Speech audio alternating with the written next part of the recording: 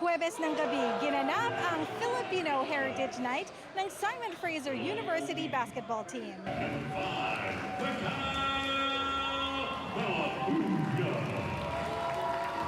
Itong ikalawang beses na inorganisa ng grupong Mabuhay House Society at Pinoy Festival ang Gabi ng Pinoy sa SFU, kung saan sentro ang kulturang Pilipino at ang basketball player mula sa SFU team, Mikhail Malabuyok. Love my background, and it was amazing to see how many Filipinos are out here supporting basketball, and it's great to see like the community come together and come support us. Napuno ang lower seating level ng West Gym ng mga kababayang nanood ng labanan ng SFU Red Leafs at Nanooks ng University of Alaska Fairbanks. For us to all be in the same roof and be celebrated is amazing. I love basketball! Being able to bridge those cultures in somewhere like SFU is a really great honor for our community right now. Ilang mga Filipino merchandise at pagkain ang binenta sa event, kasama rito ang mga t-shirt na may special event logo gawa ng isang Pinoy artist. So a huge inspiration for the t-shirt design was the Filipino flag, of course.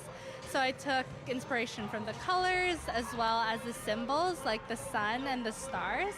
Sa intermission, musikang Pinoy ang tinutugtog ng Filipino DJs. Sumayaw din ng traditional Filipino dances ang grupong Anahaw Filipino-Canadian Performing Arts Society of BC.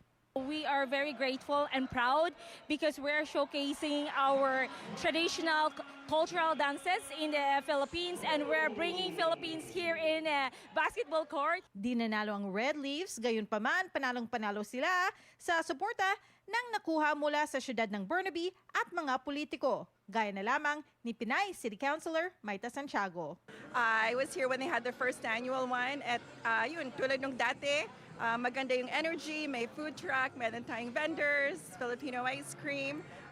So yeah, masaya na nagkakaroon tayo ng isang Filipino Heritage Night dito sa SFU. We're so proud of the Filipino community, and you know, you've been through a lot, but I've seen the guts and the determination to get through, and I think that really is what stays with you as you work together as a community. Isang statement din ang ibinigay ni Mayor Hurley kaugnay sa proposal ng Mabuhay House Society at Pinoy Festival Alliance na gamitin ang Metro Town Hall sa Burnaby para sa isang Filipino Cultural Center sa hinaharap. That's all down to negotiations with the provincial government and the federal government.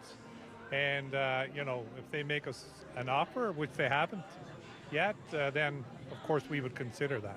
Teresa Barrera, Omni News, Burnaby.